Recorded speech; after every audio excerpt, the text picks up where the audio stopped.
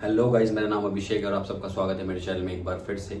आज फिर से लेके आया हूँ आपके लिए एक और नई वीडियो। और आज की जो हमारी वीडियो है ये थोड़ी ज़्यादा ही ख़तरनाक है मेरे हिसाब से। मुझे काफ़ी ख़तरनाक लगी है।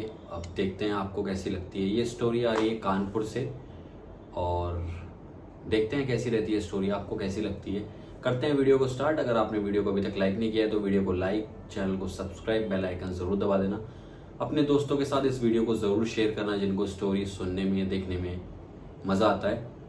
अगर आप भी अपनी कोई कहानी है जो मेरे साथ शेयर करना चाहते हैं तो बिना देरी करे मेरी ईमेल पे जाके अपनी कहानी मेरे साथ शेयर कर सकते हैं। तो करते हैं वीडियो को स्टार्ट। तो ये कहानी है एक लड़की के बारे में जो कि यूपी के एक छोटे से शहर में रहती थी। लाइक उसकी फैमिली तो गांव से ही थी, लेकिन वो लोग शहर में रह रहे थे और हर 3-4 महीने 5 महीने में वो अपने गांव जाते रहते थे। और वो लड़की इस टाइप की लड़की थी, काफ़ी सीधी सी लड़की जो होती है, इनको प्रॉपर लड़की कह सकते हैं, जिनके अंदर अदाएँ हैं। और अगर किसी ने किसी चीज़ को मना कर दिया तो मान जाना, ना ज़्यादा जिद करना, बहुत सीधी अच्छी लड़की जिसको कहते हैं ना। तो उसके घर वाले सोचते हैं कि अब इसकी एज हो गई है तो उसकी शादी वगैरह हम लोग कर देते हैं। तो शादी के लिए एक लड़का देखते हैं, वो उनके गांव के बराबर वाले गांव में ही वो लड़का भी वेल सेटल्ड होता है और सेम सिटी में वो रह रहा होता है, गांव उसका बराबर में होता है। ठीक है, तो उन दोनों की शादी तय होती है और वो लोग थोड़ी थोड़ी बातें वगैरह फ़ोन पे करने लगते हैं। बात करने के बाद कुछ टाइम बाद उनकी शादी का टाइम आ ही जाता है। और जैसे ही उनकी शादी का टाइम आता है तो वो लोग शादी वगैरह अपनी कर लेते हैं। शादी करने के बाद जैसे फर्स्ट डे तो वो शहर में ही रहती है। उसके बाद जो आगे के दिन होते हैं, अब लड़का कहता है कि उसके यहाँ कुछ रस्म्स वगैरह होती हैं, उसके लिए गांव चलना पड़ेगा। तो लड़का और लड़की दोनों गांव चले जाते हैं। अब जब वो लोग गांव जाते हैं तो वो रस्में वगैरह कर रहे होते हैं और कर देते हैं। उसके बाद अब जब तक वो गांव में थी तो 3-4 दिन वो अपने सासू के साथ और अपनी देवरानी जेठानी के साथ जो है वो जाने लगी वॉशरूम के लिए खेतों में। बिकॉज आपको पता है कि गांव में अभी ही तो वॉशरूम बने हैं, उससे पहले गांव में कहाँ वॉशरूम हुआ करते थे, लोग खेतों में ही जाया करते थे। एक दिन जब वो खेतों में गई वॉशरूम के लिए, अपनी सास से कहने लगी कि मम्मी चलो हम ना थोड़ा आगे चलते हैं। तो उसकी मम्मी डांट देती है लड़के की, कह देती है कि नहीं नहीं नहीं, वहाँ नहीं जाना, वहाँ इमली का पेड़ है। अब इमली का पेड़, उसके बोलने का मतलब इस तरीके से था, ऐसा कहते हैं कि इमली के पेड़ पे जो है भूत वगैरह रहते हैं। तो उसकी सास ने इस वजह से मना किया।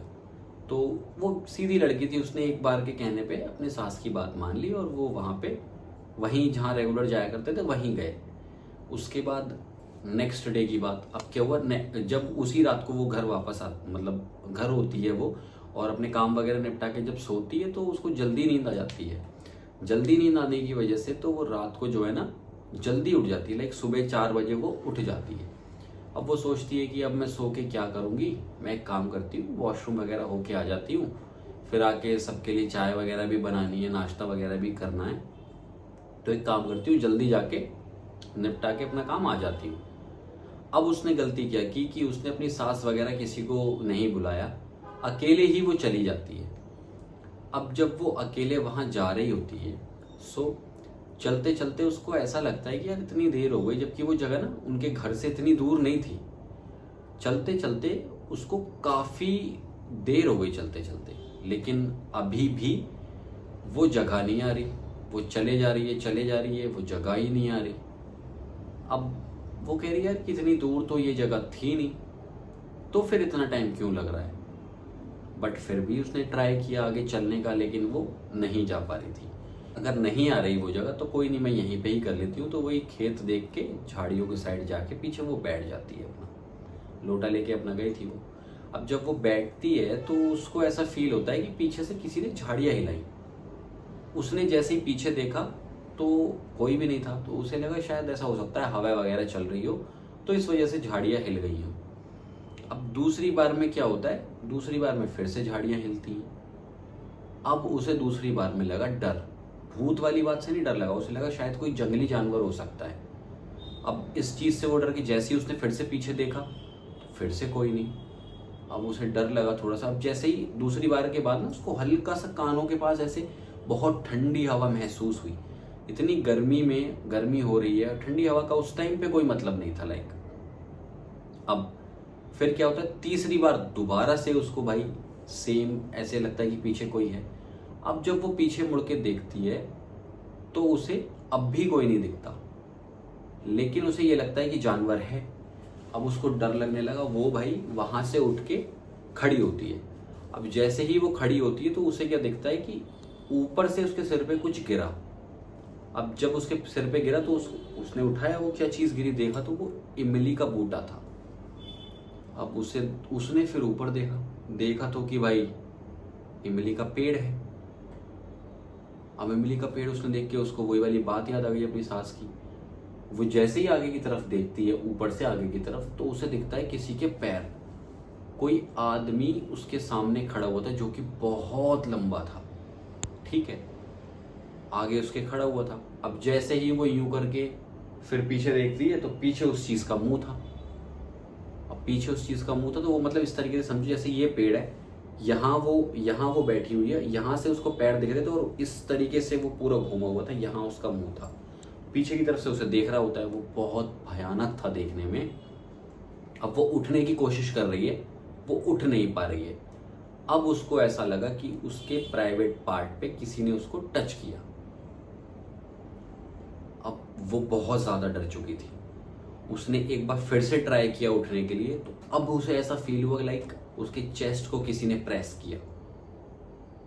मतलब ये बोलते हुए भी बहुत अजीब लग रहा है और इतना भयानक उसके साथ हो रहा था। आपने शायद ये चीज़ गांव वाले लोगों से काफ़ी सुनी होगी कि जब गांव वाले लोग कभी खेत वगैरह में जाते हैं ना, तो या तो वो अपने साथ चाकू छुरी कुछ रखते हैं या फिर माचिस या लाइटर कुछ ना कुछ रखते हैं, क्योंकि ऐसा बोलते हैं कि ये जो एंटिटीज़ या फिर भूत वगैरह होते हैं, ये सब चीज़ें इन सब चीज़ों से डरती हैं। अब वो रोज़ चाकू लेके आती थी, लेकिन उस दिन वो चाकू लेके आना भूल गई थी।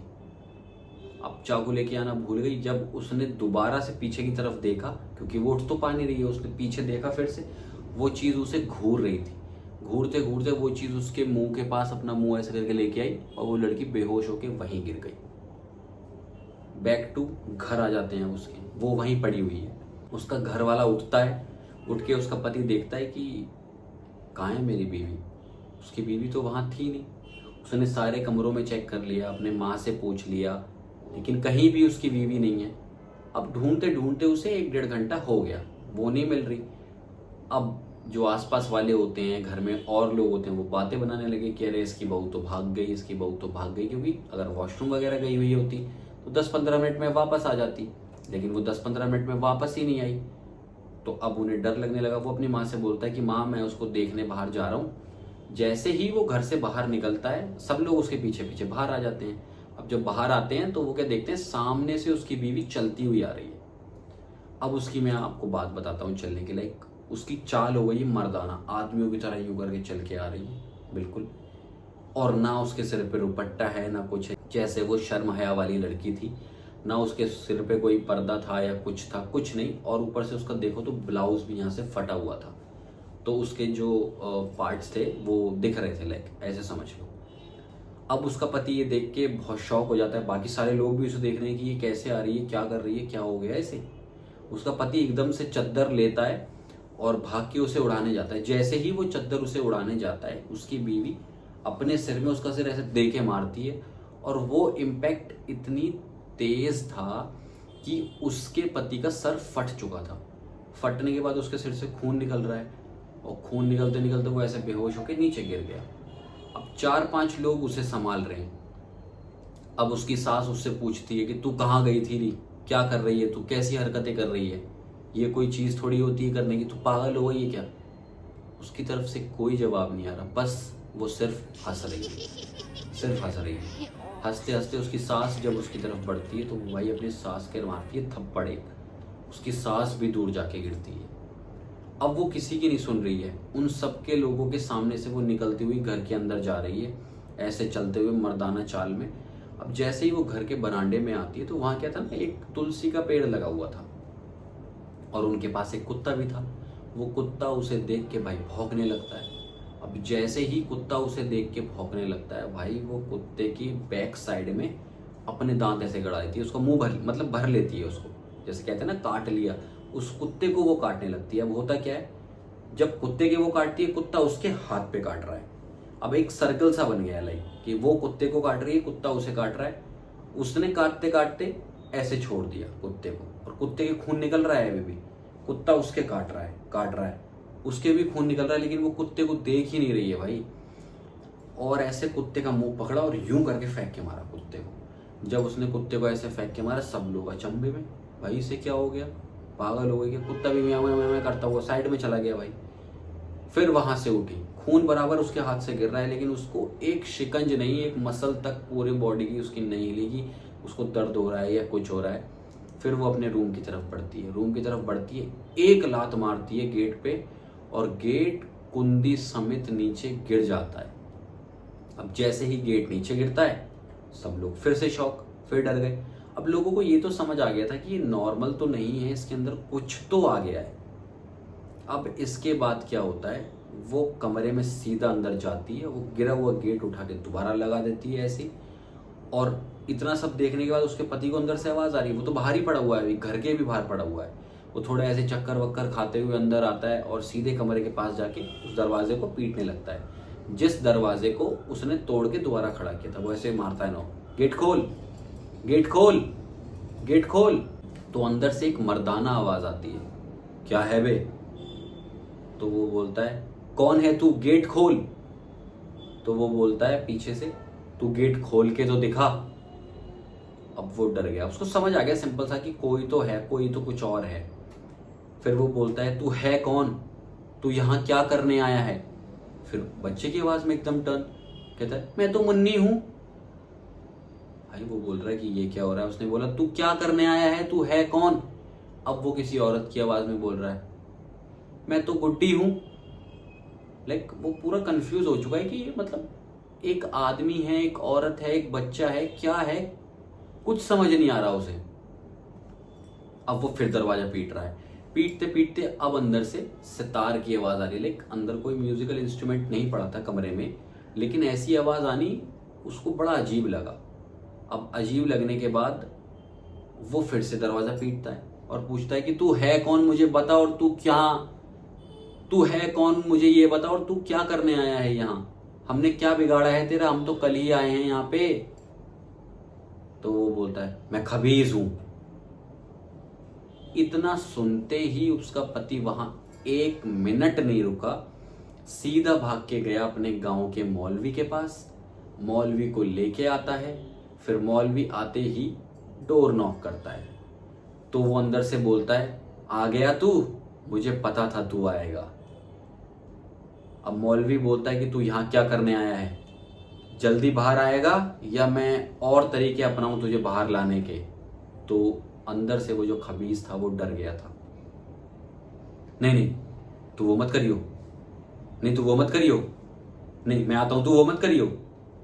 इतनी देर में ही वो लड़की गेट खोलती है, खोल के गेट से बाहर आती है, और उसके बाद वो अपना कुछ मंत्र वगैरह पढ़ना स्टार्ट करता है। मंत्र पढ़ता है तो उस टाइम पे से तो खबीज उसके अंदर से निकल जाता है, उसकी आंखें पलट जाती हैं, वो बेहोश होकर नीचे गिर जाती है। अब वो खबीज के निकलने के बाद उस लड़की के हाथ पे एक तावीज बांधता है और बोलता है कि मैंने अभी के लिए इसको तो निकाल दिया है, आगे बस तुम इसका ध्यान रखना। तो 3-4 दिन तक वो ठीक रहती है। ठीक रहने के बाद वो उसको अपने शहर वापस ले जाता है। तो अभी तो वो ठीक है। अब आगे देखते हैं क्या होता है उसके साथ। आपके मन में एक चीज जरूर आ रही होगी कि ये खबीज क्या होता है। ऐसा कहा जाता है कि खबीज जो होता है वो जिनका बच्चा होता है, जिन जैसी ही सिमिलैरिटीज उसके अंदर भी चीजें होती हैं, तो उसको काबू करना बहुत मुश्किल है। लेकिन जिसने उसे काबू कर लिया उसके लिए काफ़ी अच्छी चीज़ें वो कर सकता है। रातों रात में तुम्हें करोड़पति बना सकता है और रातों रात ही तुम्हें रोड पे भी ला सकता है। जान का भी खतरा है, तो हर किसी के बस की नहीं ये सब चीज़ें कंट्रोल करना। तो यही थी आज की वीडियो, इसका सेकंड पार्ट भी आएगा। बस अगर इस वीडियो पे अच्छा रिस्पॉन्स आता है तो मैं कोशिश करूँगा जल्दी डाल दूँ, वरना थोड़ा लेट डालूंगा। इसका सेकंड पार्ट भी है। अगर वीडियो आपको अच्छी लगी हो तो वीडियो को लाइक शेयर सब्सक्राइब कर देना। और अगर आपके पास कोई कहानी है तो ज़रूर मेरे साथ शेयर करना मेरी ईमेल पर, और जाके मुझे इंस्टाग्राम पे फॉलो करो, सारे लिंक्स डिस्क्रिप्शन में है।